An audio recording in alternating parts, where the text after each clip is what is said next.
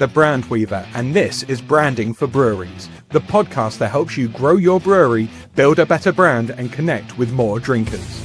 Each week, I'm joined by the brightest minds in the beer world, sharing practical tips to help your brewery stand out and sell more beer. Let's get stuck in. What up, 24-hour party people? 'Tis I, Tim, the Brand Weaver, and you are listening to Branding for Breweries, the show, as the intro says, that brings the brightest minds from the brewing world directly into your eyeballs, your earballs, so you can get educated, learn more, and ultimately make lots more money for your lovely brewery by selling more and more beer in a wonderful, delightful way. And today is no exception. Like it never is for my show. It's always no exception because I always find the brightest minds for you. I've said it in the intro. I've said it again. I'm just repeating myself. Shut up, Tim. Get on with the show.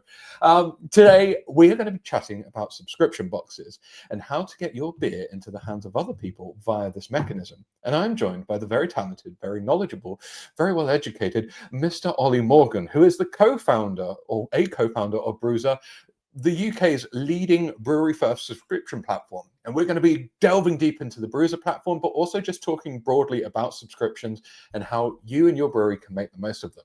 So without further ado, let's bring Olly into the chat and pick his brains. Olly, how's it going? How are you doing, buddy? You good? I'm very well, thank you. Thanks for the intro. I don't know about bright brains fits my motive, but, you know, I'll take it. Dude, as we were talking offline, you know, to grow a subscriber base of nearly 5,000 drinkers, that takes a bit of a brain behind you, man. So I think that's strong. Well done. Thank you. No, thanks for having me on as well. It's I do listen to your podcast from time to time and see the videos pop up as well. So it's nice to be welcomed onto the show. Now you're part of the family, mate, the Branding for Breweries family. So I suppose, Olly, maybe for those people who are listening who aren't familiar with yourself or with the work that you do with Brewser, would you mind giving us a bit of outline as to, well, your history and then the platform and the subscription process, please? Yeah, absolutely. So my background has always been in brewing. From the age of about 13, actually, there's a little brew pub in my village, and I got a job there cleaning the tanks. I often say getting into all the spaces where the boss couldn't fit into, because a lot of it is cleaning, but it wasn't child labor quite like that. But yeah, it's not child labor. So I got in there kind of early, and then when I was about 17, this brewery had expanded, moved to different premises. I went knocking on the door again and asked for a job back. So they quickly trained me up to brew. I was like the first one employed outside of their family, and this was a traditional real ale led brewery. I was there for about 10 years brewing, and then became like sales and marketing. I went on various trips across Australia and Canada where I worked in like craft beer bars and kind of got that love for the more sort of modern style of beer, and then founded Brewser in November 2021 with 3 other friends. So yeah, it's been quite a ride since. And for those who don't know about Brewser, do you want me to delve a little bit into that? Dude, please do. Yeah. What makes Brewser a little bit special in comparison to other sub boxes out there? Absolutely. So most sub boxes out there are built around like bulk buying and reselling whatever stock happens to be available. So Brewser flips that model on its head. So each month we are a marketplace platform. We'll work with about 20 or so different independent breweries from around the UK who will have a dedicated page on our platform. Now, our growing base of subscribers will get to choose who they want their brewery from, and that box of beer comes direct from the source. So we don't hold any stock. It's down to the breweries, what they put in the box, and it means breweries can kind of send a beer out exactly how they want it to be represented, decide on what story gets told to represent their brand, and it allows the drinkers to build a genuine relationship with that brewery, experiencing their full range of beers. Nice. I love the idea that they own it. It's instead of it going into a third party, it's like, no, this is your experience, this is your story to tell, so you crack on. So in that way, Brews is more like a bridging mechanism or an introductory kind of part of the puzzle that brings more people to the brewery. Is that right? Absolutely. Yeah, we're a connective layer in with all of this. Lewis articulates it, my other co-founder, a lot better than I. But rather than, in most sort of subscription boxes, or if you're going into shops or whatever to purchase your beer, you'll often just pick up one can off the shelf. And it's a bit like hearing one track off an album. What we do at Brewser is try and play the whole album and really get the customers to learn everything about that brewery. Dude, I love that analogy. I've used the album side of things before as well, so great minds. There's an obvious benefit for breweries with subscriptions, which is kind of like it's a rolling revenue side of things. But from your side of things, what are the other benefits of breweries having a subscription offering, be that in-house or with a third party such as yourself or any other provider out there? Yeah, so there's a lot of it is exposure, right, and getting your name out there to a wider audience. From my time in the industry, it's a very competitive market, and it's difficult to. A lot of these breweries, especially ones we work with, might even be like one-man bands, and they don't have the marketing budget or the capability to sort of expand their reach further than their local diehard fans. So getting into boxes, whether that's Brewser or other sort of national subscriptions, helps you broaden that reach. But as you say, if you're doing your own subscriptions as well, it's building that loyal fan base, connecting with them on another level that you kind of can't by just doing one-off sales, and an opportunity to really tell your story to that audience like no other as well. And so you mentioned that you work with like kind of one-man band breweries as well as there are some big names on the Brewser list, of course. Is there a particular type of brewery that works best with the subscription model, or is it a case of as long as you can brew enough, anyone is worthwhile? It's worthwhile giving this a shot. It's a good question, and ultimately, what we look for is a brewery that produces really, really great beer. That's what it's all down to. But as our boxes are a showcase of one brand, what we look for as well is that there's enough range within that box of beers. But of course, and I'm sure you've got questions on this later, it's not just about receiving a box of nice craft beers in the post. It's about the engagement that brewery gives to our subscribers, the stories that brewery can tell, the little added extras of personalized notes, of beer tastings, of all of this that also lands in the box, which helps just create a wonderful story about that brewery. And so would you say those are the ones who kind of really see the best benefit from subscriptions, those who they don't just put your 9 cans or 10 cans or 12 cans in a box, they really make it an experience, that unpacking or that unboxing becomes something that people remember? Yeah, absolutely. So we still today I receive boxes of beer and it's just got 9 cans or whatever in there, and that's brilliant, but you miss out on that opportunity to really connect and build long-term fan bases for your brewery there. So I always encourage breweries to sort of tell their story in the box, or to, do little back of house videos and tag us in it so we can share on our audience, or jump in on a forum, engage with our subscribers, say, I'm here, I'm from X brewery, we're featuring on Brewser this month. If you've got any questions or want to learn more about our beers, just, tag me, hit me up and ask. And it's just for a month, and that's where the opportunity, and that really helps to increase volume of sales. Yeah, especially if it is just a month versus like if a brewery does their own subscription, it's a rolling thing, it's month to month, but you can almost make a bit of a campaign around it, can't you, if you're featuring? Yeah.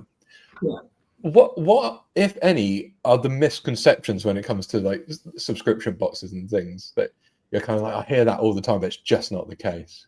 Yeah, I guess there's 2 things probably that certainly from when we first started, maybe more from a consumer-led point of view, which was a big misconception, was, oh, you're a subscription, I'm never going to be able to get out of it. And that obviously is not the case with us, but more and more subscription services out there that are trying to build the best product that they possibly can. not to lock you in there so you can't escape, but that you won't want to leave. Giving you the best beer, the best quality product, and the best service they possibly can. The other misconception that you would hear, kind of again more back in the day from the brewery side, is that worried about it kind of devaluing their product going into a big audience. But it all depends on the model of subscription that you're going for, or the quality of that product as well, right? If that, how we do it at Brewser, we wanted to create a level playing field where we pay all of our breweries exactly the same, whether you're a big Northern Monk or you're a one-man band like Jack Barron from Barron Brewing. Everyone gets paid exactly the same, and it's down to the breweries what they provide in the box.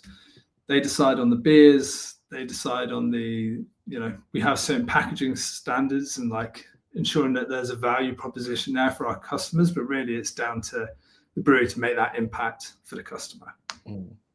So if you put back on your working in a brewery hat for a minute, Olly, because like you said, you sales marketing, you were in the tanks, you were cleaning it out. But if you were in that position going, right, so we could do like our own subscription model, we've got Brewser there, we've got others who are part of this as well.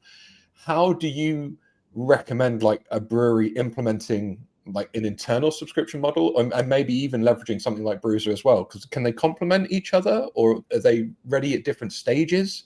Like, what's the best approach? They absolutely can complement each other. So a lot of breweries that we work with will have their own subscription model, and Brewser plugs in nicely to that as a separate model. The thing with, we'll look at Brewser first, and it's a different proposition, right?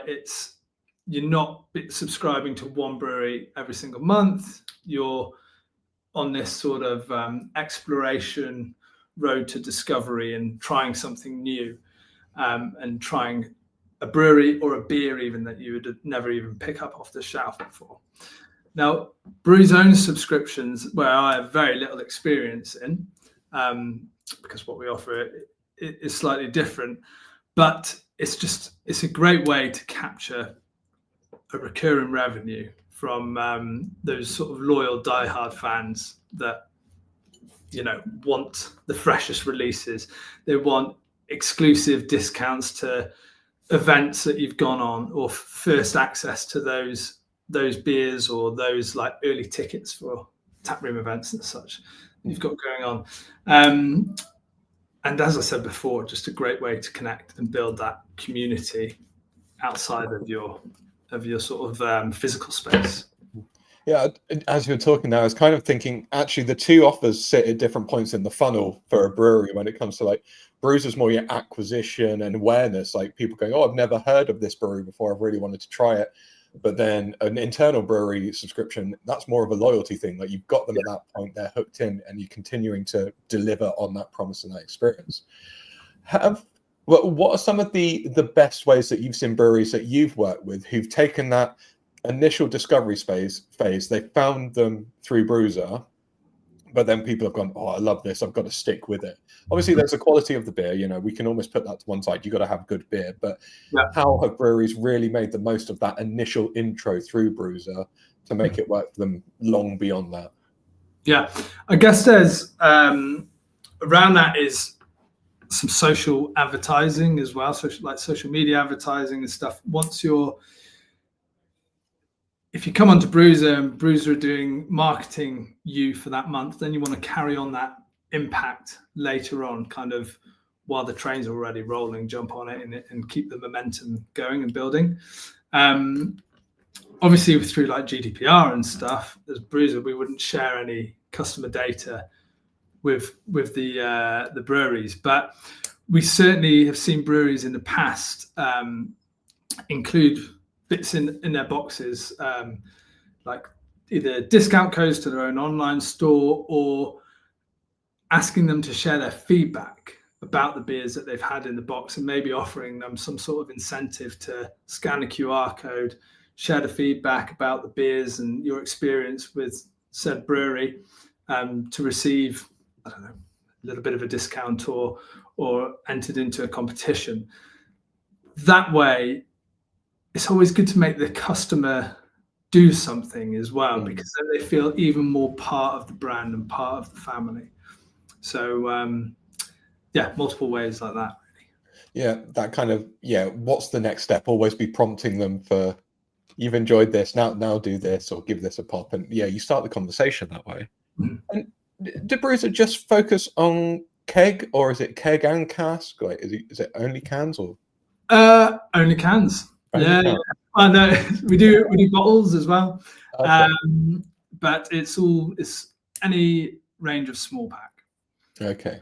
That people have. So because we're direct from brewer to consumer, we don't do any trade, not necessarily in the plans to yet either. But we do modern. We've experimented this month with some more traditional breweries as well, which has been interesting. And I love real ale, so it's been good to see what the uptake is on that. But we generally have quite a broad selection from hoppy IPAs to your mixed firm sour saisons. So you could be getting 10 or 12 cans in a Brewser box, or you might just be getting sort of 2 750ml bottles. Okay. So that, as you say, it goes down to the brewer's choice to what they put in there. And from what you've seen in trends and stuff, you guys have been running for several years now. So could you quite confidently go this is the best kind of mixed box that we've seen go out, that seems to get the most traction, it gets the most kind of pull from people? It's an interesting one. We've built a really strong community that kind of, as I said to you before offline, that we've done very well at capturing the core craft beer market, the beer geeks like you and I, or those that are listening to this platform. And to really grow the business, we need to sort of expand our reach and beyond that market into those curious craft explorers that have had maybe a Brewdog or a Beavertown before. And I think those two audiences are very different in what they perceive as a really good box of beer. Whiplash, a brewery from Ireland, did a box with us probably, maybe 10 months or so ago. And they went to town on the dippers. They put 5 dippers in there. And we sold loads of them. And that's because our subscriber base generally seem to like the higher ABV beers. But I would say even in a year, that trend has probably changed slightly as well. I know I'm not drinking quite as many dippers and that these days. I love them, but it's a drink that I'd like to share with a couple of friends rather than have a whole can to myself. So I think also the beers that we know sell the best are those IPAs and pale beers, and they're kind of on the hoppier. But there's certainly a market there for the weird and the wonderful, and the stouts and sours and porters and something a bit wacky too. We've done boxes before that have the biggest range of beers possible, and we've done boxes that solely focus on IPAs and pales. And for our market, there's I think there's an audience that is equal to all of that, but we also have a broad range of boxes on the platform at any one time. It's not like we're selling 2 or 3 different boxes in a month. Sure. And with the variety of breweries that you have and the rolling range, and we'll talk about you've unleashed Brewser 2.0, so we can dig into that in a minute. But do you see subscribers and buyers getting the same brewery more than once, or because of their beer nerdy collector things, are they kind of one and done kind of people? Yeah, we definitely see customers going back to breweries. So if that brewery is come on, whether that's if they've come on for a month or if they're one of our resident breweries, one of our core lineup, as long as the brewery has impressed them, they'll definitely be repeating and going back to them. I think this model. Shall I go into the model just very briefly? Please do. Well, you've hinted at it. You've teased us. You said the word model, and you'd be like, we're not going to talk about it, though. No, dude, what's the model? Right. So the way we used to operate, the old Brewser, we'd have, every time I brought a new brewery onto the platform, they'd have to be available 12 months of the year, and they'd always have to keep stock and ensure that they have a good range of products for a Brewser box. So we ended up with about 120 breweries on our platform. That was great. It meant loads of choice, but it also meant a hell of a lot of work sort of back house for us with processing all the orders, because we're taking care of all the logistics, customer service, etc. But it also created a bit of a barrier to entry, especially to those people that were like craft curious and they kind of jumped onto the Brewser website and you see 120 logos, you just don't know where to begin. So now with this new model, we've stripped things back. We have 7 resident breweries that are available 12 months of the year, and they're your sort of Verdant, Beaks, Dares, etc. And then we have a rotating list of about 15 or so different breweries that will come on. So what was your question again? So we're going to talk about the 2.0 side of things. I just got so lost in the offer side of things. Let's carry on with the 2.0 conversation and how the structure has changed. It will come back to me in a minute. But so you've got a smaller amount of kind of resident breweries, and then that rotating range. Is that every month that you've got a different set in? Yeah, exactly. So the residents remain the same 12 months of the year, and the rotating breweries, guest breweries, we can call them. It's kind of like your core and seasonal lineup if you're a brewery. Those guest beer breweries or seasonal breweries will rotate every single month. So we may feature them on for a month, and depending on how well they perform with customer engagement, feedback that we're getting, volume of boxes sold, depends on how frequently we'd like to showcase them on the platform. And talk to me about like a good relationship with yourselves, which, because I can't imagine, it must be similar to other subscription boxes as well, but like beyond the good beer and the good range, what do you need from a brewery to really help reflect it as best as it can be? Because you shoot the photography and stuff as well, don't you? Yeah, we shoot the photography in-house with Ash. So day-to-day Brewser operates with just 2 of us. So we're quite a small team, a lot smaller than people would think. But content is what I always say. And see it, share it, sorted. So so breweries that are doing little back of house videos, they may shoot videos for us to explain, kind of do the backstory of the brewery, like they're excited for our subscribers to try in their box that month, and they send all that content into us, and we can share via our own platforms, or they can tag us on their own socials, and then we can share that as well. But it's all about getting in people's faces and ears as much as possible, really, and them seeing your brand and engaging with our subscribers. We've got a forum called Planet Brewser, where we'd love breweries to kind of jump on there and introduce themselves and help answer any questions. We've got an audience that's thirsty, but also thirsty for knowledge as well. So yeah, it's good for them to engage. God, that was a cheesy line, but I loved that one. There's a couple of cheesy ones in there, wasn't there? Okay, so if we kind of like break this down a little bit then. So there is, of course, like having a great range of beers, good quality, great range of beers. There's making sure that, the subscription platform has the cannon fodder in many ways to help engage and push it as much as possible. There's then the packaging experience. So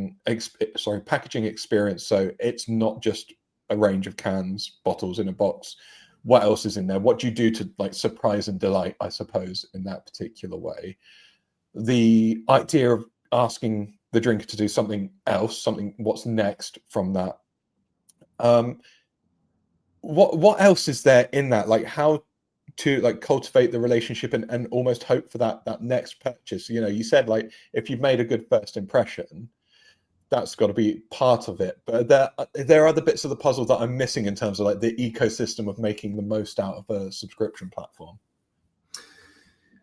Yeah, I mean, what we try to say to breweries, when you come on Brewser, we want you to own this, and we're a small team, and we're flexible, and we're up for experimenting and trying sort of anything you want to do. Last month or the month before, we had Blunt Rock on. I think it was last month as our Discovery Brewery of the Month. And what they did to really capitalize on the opportunity was they hid golden and silver and tickets within the Brewser boxes. So we launched a big competition, a big campaign where customers who purchased their box could win, various prizes if they received one of these tickets in their boxes. That's cool. They also, wanted to bring people into their tap room. So they included a free half pint or a free pint or something for everybody that got one of their boxes. And that's getting people to your own premises, seeing the brewery for themselves, and one free pint in the tap room. And then I'm sure they'll be spending a lot more money in there as well, but getting the experience, right?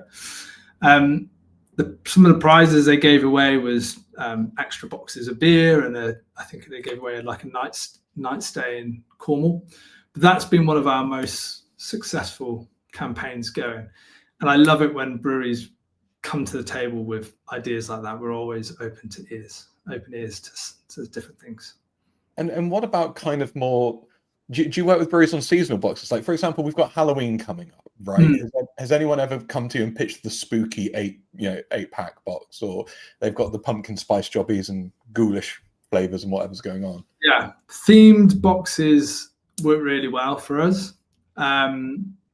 We did have a brewery come to us and wanted to do a Halloween box, but we're doing a big feature for them in December anyway. So I don't like to feature breweries. I like to have kind of a 3 month gap or 4 month gap in between their feature.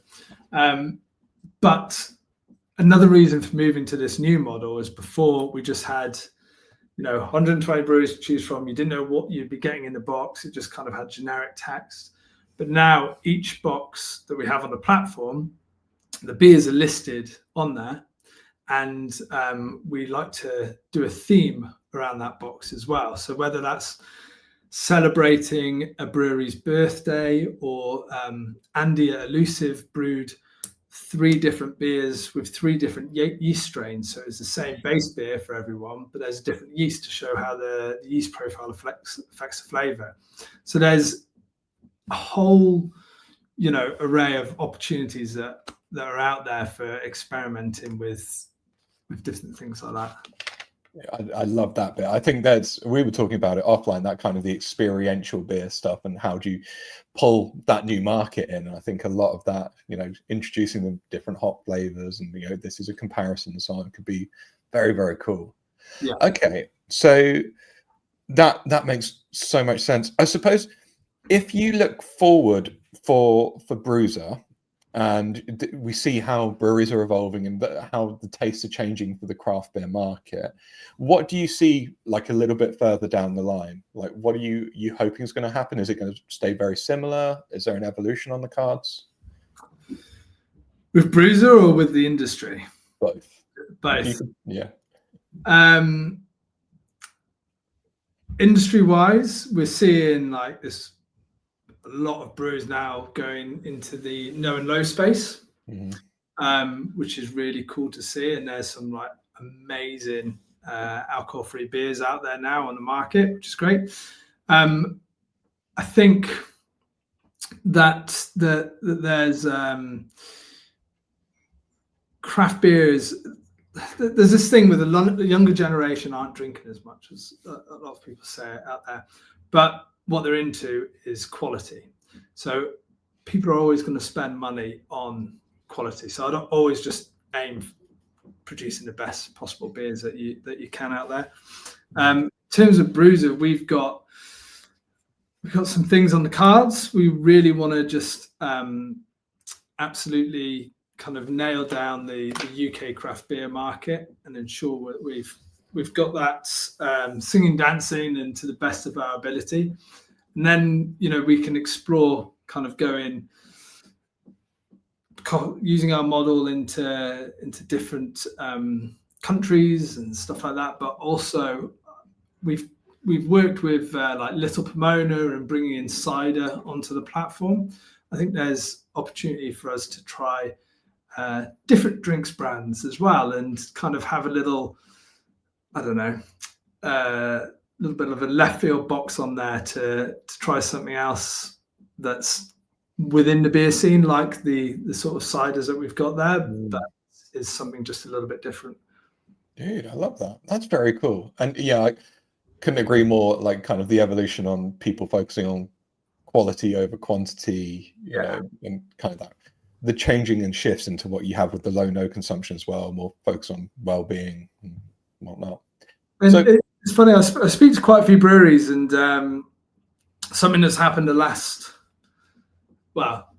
few conversations I've had is breweries that have focused a lot more on volume and just getting beer into, I don't know, whether that's supermarket or like other channels, but then they lose the interest of the core craft beer community, which really are the sticky consumers that keep you going.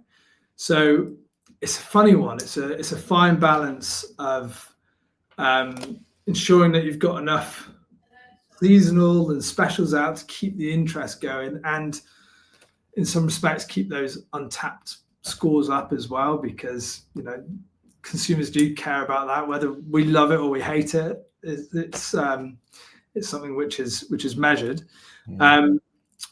but also producing enough volume that you're getting the sort of scales of economy and able to get enough volume out the door. So there's a bit of balancing act. Yeah, and that's one question, I suppose. So, like you mentioned, that you wouldn't want to repeat a brewery at least every month or something, unless it's a house brewery. But does that brewery then have to come back to you and go, Ollie, it's okay, we've got a different 8 to 12 beers now that we can put in the box? Or do they have to keep on producing new and different, or is a core range suitable? A balance of core and specials. Yeah, if we were just putting like core beers out every time, then we wouldn't be interested. So there's breweries that will say, it's our birthday coming up in this month, but also in March next year, we've got a selection of New Zealand hopped beers that we're releasing that will work really well in your box. Or so we can plan out kind of a year in advance, as long as there's something that we can focus on for marketing and advertising and theme the box around something that's going to generate a bit of interest. Then there's always a space. And what is that kind of time frame? So if a brewery came to you and we went, we've got this, this is what we can offer right now, versus this isn't a brewery who does a year's worth of planning and knowing what they're doing 9 months down the line. Let's avoid that one. But we've got a good box. Like, how quickly does that relationship like turn into it potentially featuring on the Brewser website? I'm just looking at my calendar now, and I've got October 2026. I've got I don't know, 8 breweries lined up for a year's time. Wow. So, but then there's gaps in certain months, or I may have a brewery in 1 month, and then when it gets to it, they can't do it anymore because they've lost beer in a tank, or a chiller's gone, or so it's always just worth having the conversation and getting something in the diary. But there's spaces throughout the year, and that 10 to 15 of rotating breweries each month. If there's a compelling offer, that can go up to 18 to 20, or it can go, down a bit of wiggle room or whatever. So it's flexible. Nice. Well, Ollie, this has been a really interesting conversation, mate. Thank you for. I know I've asked some questions which have put you out of like the Brewser space, but it's intentional. Like, got to get a good perspective on this. But I suppose if I've got a couple of people who are listening now or later, and they go, well, actually, Brewser could be a good shout for what we're doing. What's the process? How do they go about? Do they reach out to you? Is there somewhere on the website? Like, what's the steps that someone takes? Yeah. So I am I look after the brewery, so I predominantly focus on brewery relations. That's why I may have struggled with some of the marketing questions. So yeah, do reach out to me if you're a brewery. My email address, it's Olly, that's OLLY, @brewser.beer. Just drop me a note. I'm a guy that's kind of old school, love to pick up the phone and have a phone call conversation as well. So we just have a chat, see what you have to offer.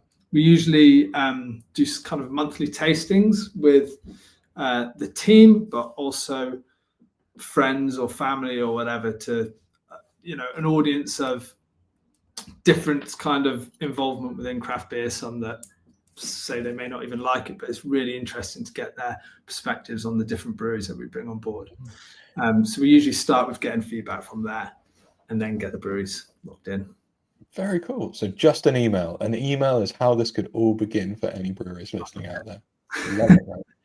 Well, Olly, mate, once again, thank you so much for your time this afternoon. I really appreciate it. And there's definitely been some great stuff that came out of this chat that I'm sure people will be looking into. So everyone, thank you so much for tuning in this afternoon if you're listening live. And for those of you listening in the future, this is Tim talking to you from the past. As always, thank you for listening. You rock, and I'll see you on the other side, people.